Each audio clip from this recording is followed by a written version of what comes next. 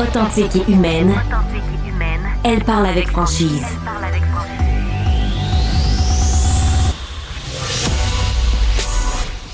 Elle traite l'information avec rigueur et efficacité.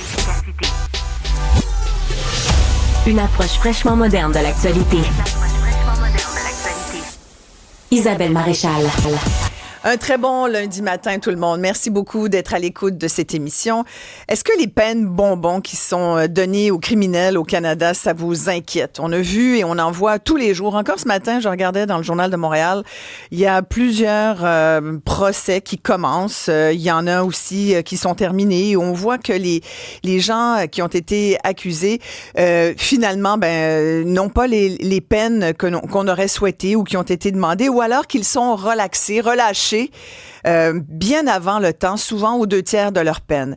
Et quand je dis relaxé, c'est sûr qu'aujourd'hui, tu peux être relax chez vous. C'est ce qu'on appelle les sentences Netflix. Pourquoi Netflix? Parce que tu peux tranquillement regarder la plateforme tranquille à la maison, en train de purger ta peine, les 2 pieds sur le pouf. Tu peux te faire une sandwich, tu commandes de la pizza, tu peux bien faire ce que tu veux. Ça, c'est la nouvelle façon d'être incarcéré au Canada. Chez vous, dans le confort de ton foyer. Évidemment, est-ce que c'est le meilleur lieu pour pouvoir expier de ses péchés, comme dirait-on à une certaine époque? En tout cas, c'est pas ce que pense mon invité Marc Bellemare, qui est avocat, qui a représenté les victimes d'actes criminels depuis très longtemps. Vous le connaissez. Il a été ministre de la Justice du Québec il y a plus de 20 ans. Il est avec moi ce matin parce qu'il vient de publier une lettre ouverte dans les pages opinion du Journal de Montréal, que vous pourrez aller consulter d'ailleurs. Et c'est assez clair. Marc Bellemare estime qu'il est ignoble que cette loi, la loi fédérale C5, C5 en fait modifiait le code criminel pour permettre une certaine relaxation dans les peines. Et il est avec moi ce matin. Bonjour, Maître Bellemare. Bonjour, Mme Maréchal. Dès la première phase de votre lettre ouverte, j'ai sursauté parce que vous dites l'an dernier, donc en 2023, 112 des 569 condamnés pour agression sexuelle au Québec ont bénéficié d'une peine à la maison. Une largesse, dites-vous, rendue possible par la loi C5 du gouvernement Trudeau en vigueur depuis novembre 2022. Donc, ça fait 2 ans, presque jour pour jour, que cette modification du code criminel fédéral, donc du code criminel au Canada, fait en sorte qu'on ne traite plus les criminels de la même façon, ou en tout cas dans l'application des peines. Et ça vous frustre énormément parce que vous dites, Marc Bellemare, les victimes restent sur leur faim. Oui, mais c'est sûr que la première condition pour une victime d'acte criminel pour recouvrer la vie normale, c'est évidemment une peine juste.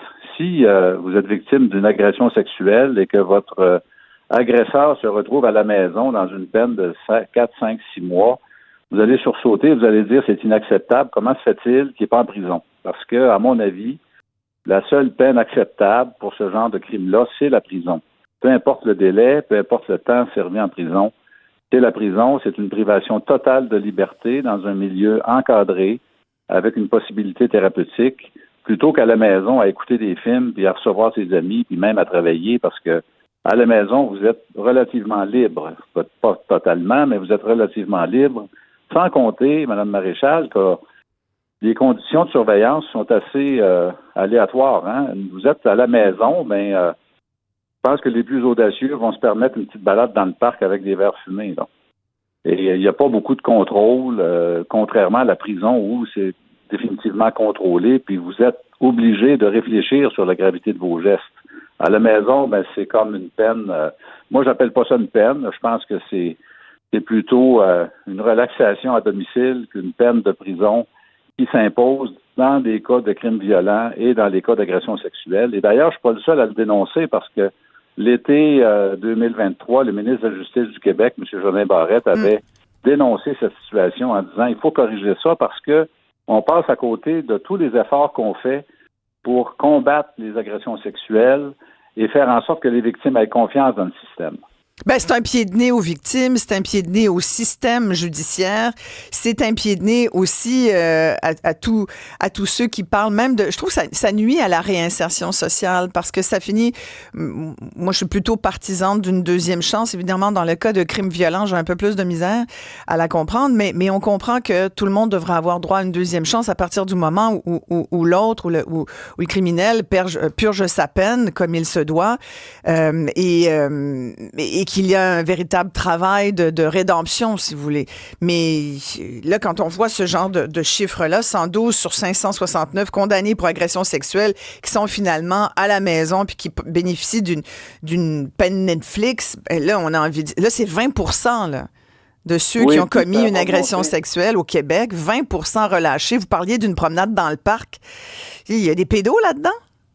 Oui, il y a des pédos là-dedans. Puis ça, ce sont des chiffres très conservateurs parce que si on regarde la tendance, Mme Maréchal, c'est certain que 2024, il va y en avoir beaucoup plus. Je pense qu'on va se situer plus entre le tiers ou la moitié des condamnés pour agression sexuelle parce que vous comprendrez que depuis que Justin Trudeau a introduit la loi C5 qui favorise les peines à la maison et qui permet des peines à la maison dans les cas de crimes violents et dans les cas d'agression sexuelle notamment, ben c'est une mesure très populaire chez les accusés, les condamnés.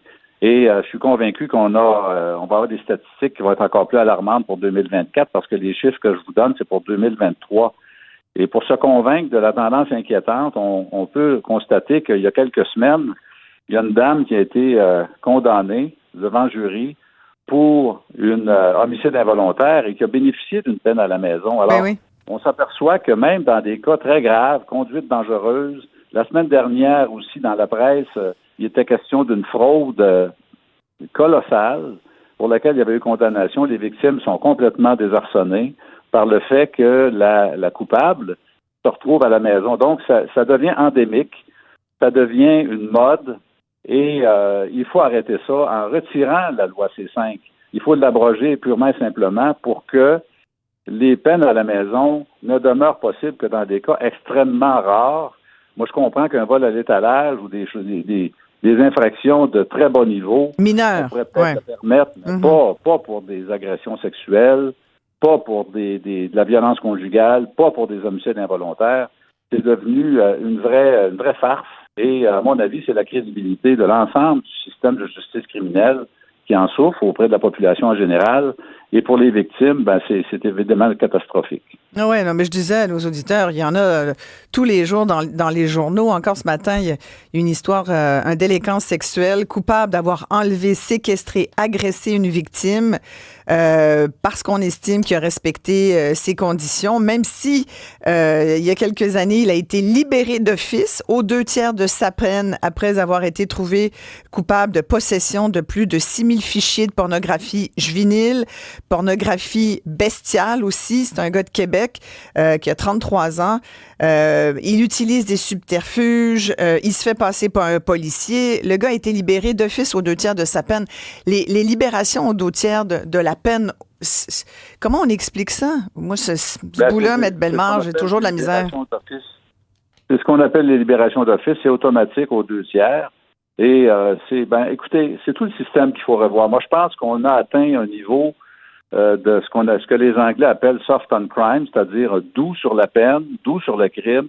On est trop complaisant au Canada. On a besoin d'un virage considérable sur l'ensemble des peines, imposer des peines minimales dans la plupart des crimes violents, la prison obligatoire lorsqu'il y a une condamnation. Ça n'empêche pas l'accusé de se défendre, là. Mais une fois qu'il a été trouvé coupable, il faut qu'il y ait des conséquences. Et là, les peines à la maison, les libérations conditionnelles, c'est beaucoup trop laxiste. Et moi, je pense qu'il faut faire un virage important pour redonner à notre justice criminelle au Canada ses lettres de noblesse pour que les citoyens aient confiance dans ce système-là et que les victimes aient confiance aussi. Parce que si les victimes n'ont pas confiance dans le système, ben qu'est-ce qu'elles font? Elles ne portent pas plainte, elles ne vont pas jusqu'au bout du processus en se disant, ben malgré tous les efforts que j'y ai faits, mon condamné se retrouve à la maison à écouter des films, à manger des chips.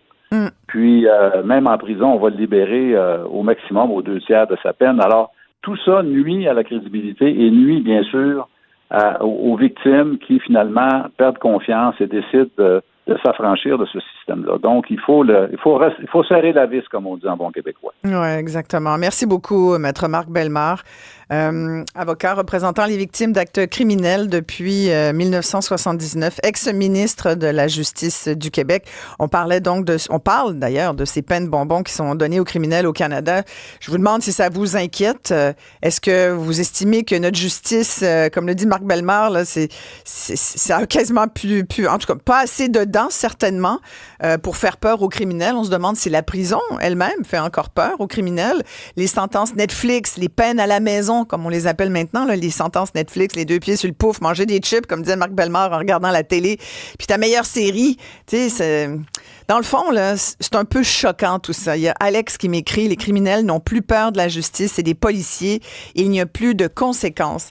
La seule solution aux peines plus sévères, ce serait de voter conservateur, de les mettre au pouvoir. Ça, je pense que on va avoir de plus en plus de gens qui pensent comme ça.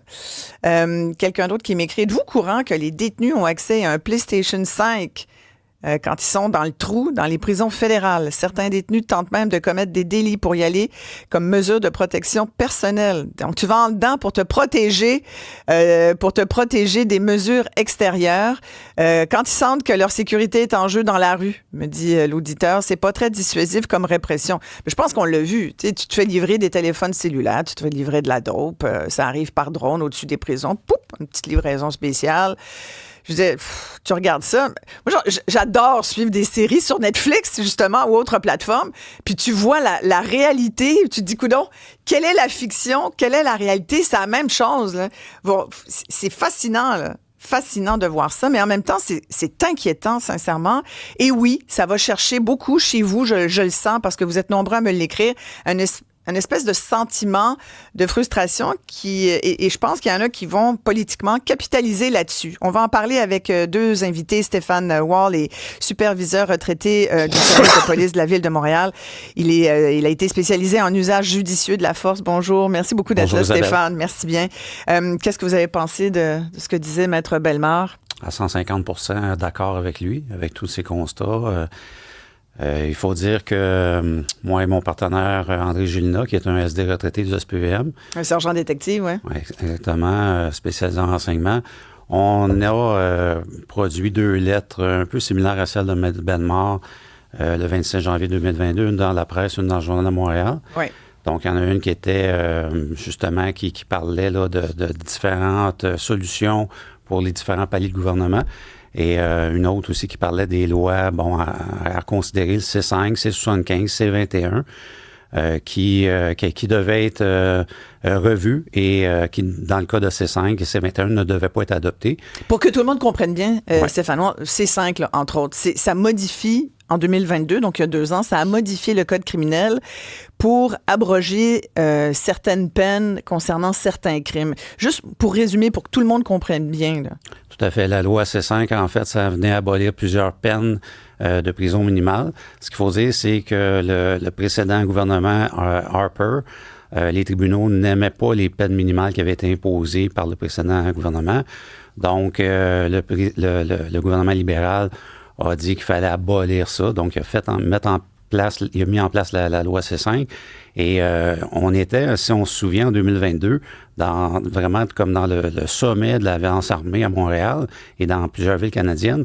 Et ils ont même aboli des peines minimales sur les armes à feu. Mm-hmm. Donc, c'était vraiment... ça ne fonctionnait pas du tout avec l'arrêté du terrain. Donc, ça, c'était C5. On a été témoigné en commission parlementaire pour expliquer qu'on comprenait la prémisse du projet de loi. La prémisse du projet de loi du gouvernement, en fait, toutes les prémices des projets de loi, c'est de dire qu'il y a une surreprésentation des criminels violents, autochtones, noirs et marginalisés dans les prisons et pénitenciers. Ce qui est vrai quand même. Ce qui est vrai, selon Statistique Canada. Mais nous, on est allé là dire que le gouvernement oubliait les victimes dans les mêmes communautés qui sont aussi surreprésentées selon Statistique Canada. Et c'est au même niveau. Donc, on parle de 4 à 6 à 7 fois de surreprésentation. Et on a dit au gouvernement, aux parlementaires, que ce n'est pas en remettant des criminels violents surreprésentés, sans support, sans outils, plus rapidement dans leur communauté, que les victimes surreprésentées autochtones et noires allaient baisser. Le nombre de victimes allait baisser. Et les seuls partis qui nous ont posé des questions sur cet aspect-là, c'était le Bloc québécois et le Parti conservateur. Donc, les libéraux et le NPD n'étaient pas du tout intéressés à parler des victimes surreprésentées dans les mêmes communautés. Et les statistiques le disent, les Autochtones qui tuent des femmes, c'est des femmes autochtones, autour de 90%. Et c'est la même chose dans les communautés noires. Donc, les Noirs tuent des Noirs souvent au Canada aussi. Et ça, on ne veut pas en parler parce que c'est pas politiquement correct de le dire. Mais c'est pas en mettant les gens très rapidement dehors à l'extérieur que ça va baisser. Complètement. Pas du tout. Et puis on oublie les victimes au passage. Là. C'est utopique. On n'en parle pas des victimes surreprésentées. On n'en parle jamais avec le gouvernement actuel. Voilà. Une nouvelle clientèle aussi, c'est le nombre de jeunes qui commettent des homicides qui augmentent de façon vraiment inquiétante. Là. Puis on le voit beaucoup dans les dernières semaines, là, que ça soit en ce qui concerne les vols de véhicules, en ce qui concerne le trafic d'armes, la drogue. On a vu des jeunes impliqués de plus en plus dans des gangs de rue qui les envoient en pâture, puis les jeunes finissent calcinés dans des véhicules en région. Je veux dire, c'est terrible ce qui se passe. Et je pense que les citoyens commencent à être de plus en plus inquiets parce qu'on remet en question le système judiciaire, par exemple. Il y a André qui m'écrit « Les criminels ont compris que le système pouvait être embourbé. » Puis là, on parle même pas de Jordan. Hein. Au bout de 5 ans, on peut dire « Bon, ben voilà, on va vous relâcher, même si vous êtes un criminel. » Avant ça, même, ben oui, tout à fait. Je rappelle quand même que le Barreau du Québec avait été très enthousiaste à l'adoption du projet de loi C5. Donc, visiblement, puis ils étaient allés, effectivement, ils avaient produit plusieurs mémoires, puis ils avaient témoigné pour dire il faut passer ce message-là là, de relaxation des peines. Vous expliquez ça comment, vous, Stéphane? En fait, quand on a témoigné en commission parlementaire, comme je vous disais, C5 et C21, qu'on a pour la C21, c'est la loi sur les armes à feu. On a expliqué qu'il y avait une banalisation systémique de la violence qui débutait au Canada et que ces lois-là allaient contribuer justement à faire en sorte d'avoir de plus en plus de peines Netflix. Donc, l'expression peine Netflix, ça vient de notre témoignage en commission parlementaire. Ah, c'est vous qui avez dit ça? C'est pas moi, je vais donner le crédit à mon partenaire, André Gilna. C'est lui qui est comme l'idéateur. Et là, ça a été repris. Mais il y a vraiment une banalisation systémique de la violence actuellement. C75, c'est important aussi d'en parler. Ça a été adopté en 2019. Ouais. Et cette loi-là faisait en sorte que les policiers sur la route doivent avoir un principe de retenue et faire tout en leur possible pour libérer les criminels directement sur la route. Donc, de ne pas les faire comparaître devant un juge, ce qui n'était pas le cas avant 2019. Donc, les policiers vont des fois arrêter des gens qui ont des armes à feu. Puis ça, c'est un cas réel, là. Donc, dans un contexte d'armes à feu, et les policiers vont remettre en liberté des gens avec une promesse de comparaître, alors qu'il y a une arme à feu sur eux, en attendant les expertises sur l'arme à feu. Donc ça, c'est des cas qui m'ont été rapportés dernièrement par des policiers. Ben voyons oui, donc. On ne fait pas comparaître, dans certaines circonstances, des gens qui sont armés. On les remet en liberté. Et là, lorsqu'on appelle les victimes pour dire, ben écoutez, on a arrêté votre agresseur, soit une agression armée, peu importe, soyez prudents, soyez vigilantes, appelez-nous si vous voyez qu'on lui a donné des conditions de ne pas se rendre près de chez vous, un rayon. Mais, fait que là, un peu comme Maître Bellemare disait tantôt, c'est que le système est fait pour protéger les droits et libertés des criminels violents, mais on ne protège pas les droits et libertés des victimes. On les laisse toujours un petit peu dans la peur de, voyons, est-ce qu'il va revenir me voir. Mais comment se fait qu'on est rendu là, Stéphane Wall? Qu'est-ce qui s'est passé? C'est encore là, on l'a dit précédemment. Parce que les prisons sont pleines, puis on n'est plus capable, puis là, on fait tout pour les vider, c'est quoi? Ça fait partie de l'équation du gouvernement en place actuellement.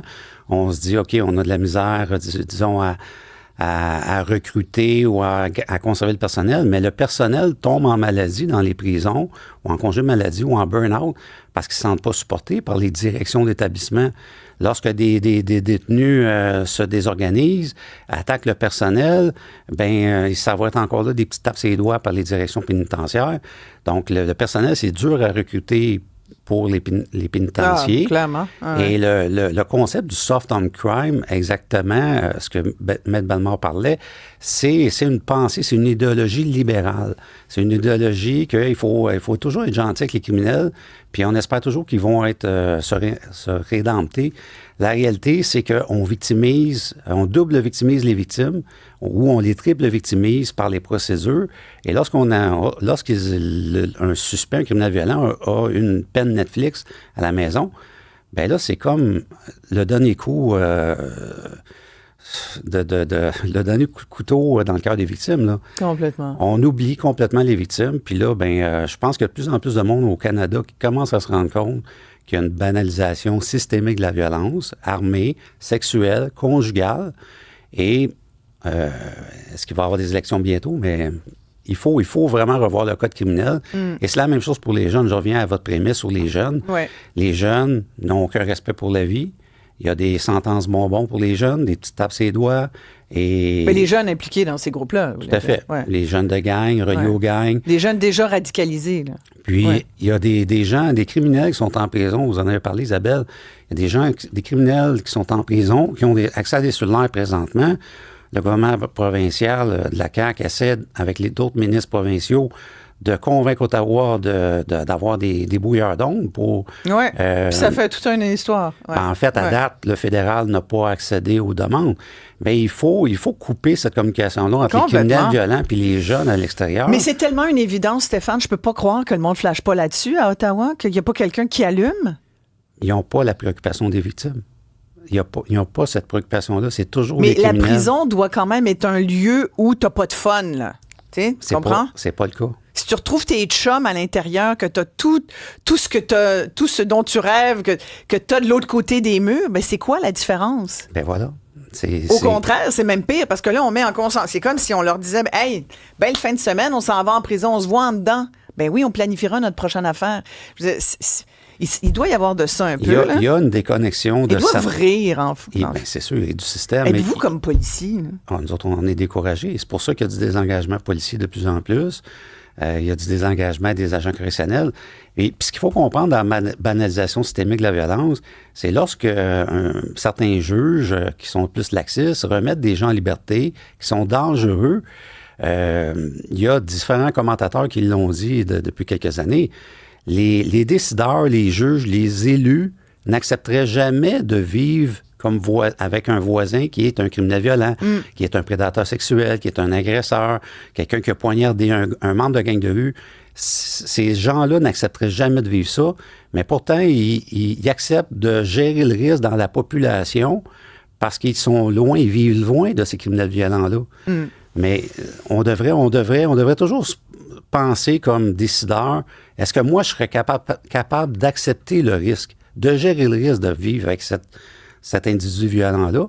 Si la réponse est oui, ben on le remettra en liberté. Mais en tout cas, si la réponse est non... Il faut certainement, vous disiez, il faut vraiment ramener vous dites dans une de vos lettres, justement, nous sommes d'avis que le prochain gouvernement fédéral devra sérieusement envisager le recours à la clause non-obstant, ou récemment appelée clause de souveraineté parlementaire, pour limiter les dérives qui découlent donc de l'interprétation de la révision des lois là, de C5, C75. En tout cas, ça parle technique, mais pour que tout le monde comprenne, ce que vous dites, c'est qu'il faut absolument qu'il y ait de mesures d'exception de ces lois-là pour pouvoir, quand il s'agit de crimes violents, qu'on puisse véritablement donner des vraies peines de prison, mais pas de prison dorée quasiment au soleil, là, parce qu'il y a ça aussi, il y a cet élément-là, puis la prison est devenue quoi? On a avec nous également Pierre-Hugues Boisvenu, il est sénateur à la retraite, il a créé l'Association des familles de personnes assassinées ou disparues, c'est lui-même une victime d'actes criminels puisqu'il a perdu sa fille Julie il y a plusieurs années des mains d'un récidiviste. Pierre-Hugues Boisvenu, merci d'être là, Pierre-Hugues. Bon matin Isabelle, bon matin André puis à Marc également. Il y a Chantal qui pose une question. Elle dit, est-ce que les prisons sont assez nombreuses? Et peut-être qu'il manque de place, de personnel, que les juges ne savent plus quoi faire avec les criminels. On en parlait avec Stéphane Wall, qui est superviseur retraité du SPVM. C'est quand même assez fâchant, ces sentences Netflix. Puis je sens là, chez les auditeurs, puis je pense la population, je dirais en général, se sent un peu interpellée par ça. Parce qu'on se dit, comment ça se fait? Il y a quelque chose de choquant dans ces peines Netflix, Pierre-Hugues. Oui, d'abord, je voudrais juste souligner la contribution de nos militaires là, à cette journée du 11 novembre. Oui, j'en Leur parle dire à 11 heures, oui. à 10 heures tout à l'heure, pardon. Pour rajouter à ce que vos deux invités ont dit, qui est très, très, très pertinent, les projets de loi qu'on fait référence, le C5 et le C75, André en a parlé, visent les crimes qui sont les plus en augmentation au Canada, agression sexuelle, violence conjugale, crimes de gang de rue, qui est en augmentation de près de 60% depuis 6 ans. C'est énorme. Et pour rajouter à ça, Attends, répétez Isabelle, ça. Depuis 6 ans, Pierre-Hugues, il y a une augmentation de 70% de crimes. 60% à peu près. 60%. Ouais. Les crimes à caractère sexuel, violence conjugale et les crimes commis avec les armes à feu. Et on comprend que la plupart de ces crimes-là sont commis au sein des gangs de rue, les crimes organisés surtout. Et vous le disiez aussi, avec des criminels de plus en plus jeunes. Et pour ajouter à ça, Isabelle, le gouvernement fédéral a adopté la loi C-83. C'est quoi la loi C-83? On vient assouplir à l'intérieur des pénitentiaires les conséquences de la criminalité qui est commise. Donc, quelqu'un qui commet un crime à l'intérieur des murs, avant, il procédait avec des accusations, il procédait devant un tribunal administratif et on ajoutait à la peine. Maintenant, ça n'existe plus. Il faut que si un criminel commet des crimes à l'intérieur des murs, qu'on applique la Charte des droits et libertés. Il faut que la conséquence soit la moins privative sur le criminel. Donc, vous imaginez, d'un côté, on assouplit les lois et de l'autre côté, on assouplit la vie des criminels en prison. Donc, les pénitenciers n'ont plus d'effet dissuasif. Quant à la surpopulation... Mais pourquoi on fait ça, Pierre-Hugues? Je peux pas croire que ce serait quoi la raison? Oui. Il doit toujours bien avoir un argument. Je rappelais tout à l'heure que le barreau du Québec saluait ça. Saluait parce que on disait, au fil du temps, je cite le barreau, l'application obligatoire des peines minimales d'emprisonnement a contribué à la surincarcération de personnes autochtones noires marginalisées, a limité l'exercice de la discrétion judiciaire visant à déterminer la peine la plus juste et n'a pas eu d'effet dissuasif notable auprès du public. Fait qu'on disait finalement, la répression, ça sert pas à grand-chose. Le barreau là, qui dit ça, le barreau du Québec, là, c'est pas à côté, c'est pas les Anglais, c'est chez nous. Là. Les avocats d'ici ont salué ce que Justin Trudeau a fait. Là. Ouais, je vais être un peu machiavélique, Isabelle. Allez-y. C'est évident que le barreau qui représente 90% de la défense et non de la couronne, c'est sûr que pour eux... Ça serait grossier, Pierre-Hugues Boisvenu, que les de sentences dire... que les sentences soient les plus courtes possibles, le criminel revient plus souvent dans le business. Mais ça serait grossier de dire, je vais faire ce genre de sortie-là publique parce que comme ça, je vais m'assurer d'une clientèle qui revient, qui rentre, qui ressort. Voyons donc. Écoutez, je peux pas croire que les avocats fassent ça. Isabelle, ça serait tellement un manque d'éthique incroyable. Là. Le taux de retour des criminels dans les prisons provinciales, c'est 8 fois, et le retour d'un criminel dans un pénitencier fédéral, c'est 4 fois. Donc, oui, c'est bon pour la business quand les sentences sont plus courtes, et je le dis et je l'affirme. Donc, c'est cynique, Attendez, je vais demander, Pierre-Hugues, si Stéphane Ward est d'accord avec ça? Ben, c'est certain que je suis d'accord dans le sens qu'il y a un laxisme, puis... on a comme vraiment une banalisation. Vous dites que ça fait l'affaire des avocats aussi? Ben, je pense que oui. Le système fonctionne avec des clients. C'est dommage qu'on soit rendu là.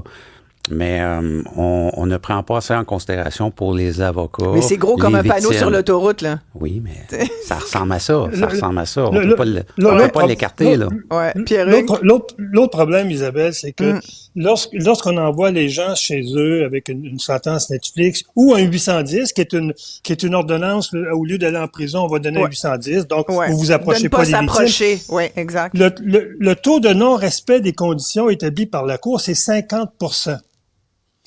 Donc, les criminels n'ont plus peur du système de justice parce qu'ils savent qu'ils ne sont pas surveillés et ils savent que lorsqu'ils ont une sentence, c'est des sentences soit à la maison ou des sentences bonbons, comme vous disiez. Ouais. Donc, et quand on rajoute à ça que maintenant, la prison est considérée comme un lieu privé. Donc, si on veut faire de la surveillance en prison, si on veut faire de l'écoute électronique, il faut qu'ils aient avoir les mêmes autorisations que si on veut écouter un citoyen honnête ou si on veut suivre un citoyen honnête. Donc, la prison, les pénitenciers surtout, sont rendus des lieux où la Charte des droits et libertés s'applique intégralement. Par rapport à la surpopulation, oui, elle existe dans les prisons provinciales, mais elle n'existe pas au fédéral. Ce qui se passe au fédéral, parce qu'on a libéré, durant la pandémie, on a libéré tout près de 20% des criminels parce qu'on craignait la contamination à l'intérieur des pénitenciers. On a fermé des ailes complètes. Et lorsqu'on calcule la population dans les pénitenciers maintenant, si on a retiré une aile complète, un exemple 120 cellules, elles ne font pas partie du calcul de l'occupation. Donc, ça veut dire qu'on va dire, ouais, mais on est à 95%. Oui, mais vous avez une aile complète qui est fermée, puis vous calculez. Donc, le système pénitentiaire fédéral n'a plus ses repères qui fait en sorte que c'est un lieu contraignant pour les criminels. Ouais. C'est maintenant un lieu tolérant et les criminels vont dire, un exemple, au mois de décembre, ouais, ben, il va faire froid, on va les passer 3 mois en dedans, et ils retrouvent leurs petits copains, et la criminalité reprend à l'intérieur des murs, et ces gens-là sortent sans avoir fait d'efforts pour se réhabiliter. Le mot réhabilitation n'existe plus dans le système pénitentiaire. Complètement. Puis on l'a encore vu dernièrement, Stéphane Wall, avec les jeunes écervelés là, qui zigzaguaient à haute vitesse, qu'on appelle le white lining. Le Journal de Montréal et JE ont fait tout un gros dossier là-dessus. Puis on a vu la Sûreté du Québec qui redoublait d'efforts puis qui essaye de les attraper. Puis moi, ça me choquait de lire ça, de voir qu'on les attrape, on saisit le véhicule, qu'on est obligé de remettre sur la rue 3 jours après. On donne on donne des pénitences, des petites peines en argent. Là. On va dire, bon, ça va te coûter 2000 $, 1500 $. Mais le lendemain, ils continuent, ils se donnent des rendez-vous, changent la plaque. La plaque, ils ont un système maintenant pour masquer les plaques. Je veux dire, c'est le free for all, là, c'est le party. Là. Bien, Maître Balmore en parlait précédemment. Il y a un jugement qui est sorti la semaine passée. Un véhicule volé qui venait de l'Ontario, que les policiers ont poursuivi avec une conduite dangereuse et le criminel violent qui était au volant du véhicule a eu une peine Netflix parce qu'il y avait des traitements de physiothérapie. Exact. Le gars roulait à 180 km/h. Il s'en est tiré avec une peine à la maison, une sentence Netflix de 9 mois pour pas déranger ses traitements de physiothérapie. Ben voilà, c'est quand je parle de banalisation systémique de la violence. Un comportement dangereux sur la route, c'est de la violence, ça peut tuer des gens. On a vu le reportage de JE vendredi. Il y a une banalisation de la vie par certains jeunes. C'est souvent des hommes entre 18 et 30 ans, 16 ans, même plus jeunes maintenant avec les vols de véhicules. Donc oui, il faut des mesures pour venir... il faut arrêter de taper sur les doigts. Puis ça prend des mesures qui vont être concrètes. Des solutions, je peux en énumérer quelques-unes. Présentement, lorsqu'on arrête quelqu'un qui conduit un véhicule avec une conduite dangereuse, une action susceptible de mettre la vie en danger, on va faire une première suspension du permis de conduire de 7 jours. Puis après ça, c'est une gradation selon le nombre d'offenses. Là, ce qu'il faudrait pour tenter de juguler la crise, c'est certain que c'est une saisie de 30 jours dès la première offense. On saisit le véhicule. Ben oui. À la deuxième offense, ben là, ça serait une saisie puis une vente du véhicule. Donc, t'as pas compris la première occasion. La deuxième occasion, on saisit en justice, voilà. On la vend. Et c'est des autos souvent qui sont quand même assez performantes, assez luxueuses. Il faut faire mal à la poche de ces conducteurs dangereux-là. Et des peines de prison minimales, oui, pour ces gens-là dangereux, mais aussi, peut-être après ça, des travaux communautaires avec des accidentés de la route, de les amener voir les conséquences des gens. Pensez-vous que ça influencerait, ça? Bien, une peine minimale en premier. Mais vous avez dit tout à l'heure, ces jeunes-là, ils n'ont aucun respect pour la vie. Bien, c'est pour ça que ça prend. Ils roulent à 280 km/h, là, en coursant, puis ils disent, si tu trouves que je vais trop vite, tasse-toi. C'est ça, exactement. Ils n'ont aucun respect. Donc, ça prend une peine minimale. On ne veut pas leur donner une peine Netflix. Ça, c'est si on poursuit en fonction, justement, du code criminel. Maintenant, mais pour des gens qui ont tué, ces jeunes-là risquent de tuer quelqu'un, là, de toute façon, sur la route, là, parce qu'à cette vitesse-là, ça se peut que tu perdes le contrôle. Mais il y en a qui ont carrément agressé sexuellement des enfants, tué de façon préméditée ou même non préméditée. Quand il s'agit de crimes, de meurtres, je veux dire, on peut pas donner une sentence à la maison. Là. Il y a quelque chose, il y a comme un minimal, comme quelque chose, une sentence minimale qui doit s'appliquer. Bien, c'est sûr que là, si on parle de meurtre, effectivement, il y a du minimal, il n'y a pas de problème là-dedans. C'est pas ces peines-là, c'est plus au niveau justement des agressions sexuelles, au niveau de l'agression armée, les violences conjugales, les prédateurs sexuels. Ça, il y a encore des peines minimales et c'est là qu'il y a le bas blesse. Il faut que la justice fasse en sorte de dire qu'on désapprouve des gestes comme ça, puis qu'on arrête de donner des chances à l'infini aux criminels violents. Ouais. C'est ce qui se passe dans le système actuellement. Mais M. Bellemare, puis on se termine là-dessus, rappelait quand même, il le disait dans sa lettre ce matin, qu'il y a cette histoire de cette femme là, qui a été... c'est une mesure, évidemment, qui s'est appliquée à elle. Peine de 2 ans moins un jour, dans le confort de son foyer, pour une femme coupable d'homicide involontaire. Ouais, elle a frappé un homme. Elle a frappé un homme, elle a travaillé dans un bar, elle a causé la mort d'un client quand elle sortait du bar. Mais j'ai suivi cette histoire-là, puis c'était pas dans le bar, c'était au sortir du bar. Elle a donné un coup de poing, le gars en est mort, et elle a dit légitime défense. Ça, sincèrement, on ne fera pas le procès ici ce matin, mais ça aurait pu. Et ce qu'on a omis de dire, c'est qu'elle avait un antécédent majeur d'importation de 182 kilos de cocaïne en 2017. Disons que c'était pas forcément quelqu'un qui était blanc comme neige. Je pense que les gens commencent justement à s'éveiller au fait que... Elle est à la maison, là. Tout à fait. Puis il y a différents cas. Il y a de plus en plus de cas qui sont répertoriés comme ça, de laxisme judiciaire. Et nous, c'est pour ça là, qu'on parlait d'utiliser la clause de souveraineté parlementaire au code criminel, lorsqu'il va y avoir une refonte du code criminel, parce que malheureusement, il y a une banalisation et il va falloir protéger les futures lois du gouvernement fédéral des tribunaux qui sont parfois laxistes. Oui. Ben, c'est pour ça que beaucoup de gens m'écrivent qu'il est temps qu'on ait un changement de gouvernement. On verra ce que le citoyen décide quand viendra le temps fédéral. Il y a Mike de Québec qui dit qu'il est agent de correction à Donnacona. Et sincèrement, là, il parle de vous. Pierre-Hugues Boisvenu dit que effectivement, vous étiez allé les visiter. Vous aviez dit que les programmes n'étaient pas à la hauteur de nos criminels. Vous aviez fait un bon effet. Il y a plein de gens là, qui interviennent là-dessus puis qui disent ça n'a juste pas de bon sens. Ça finit par être un manque de jugement et de laxisme, me dit Martin. Pierre-Hugues Boisvenu, merci d'avoir pris le temps de nous parler ce matin. Pierre-Hugues Boisvenu est sénateur retraité, bénévole à l'Association des familles de personnes assassinées ou disparues. Stéphane Wall, merci beaucoup d'avoir été là, superviseur retraité au service de police de la Ville de Montréal. On va s'arrêter ici tout de suite après la pause.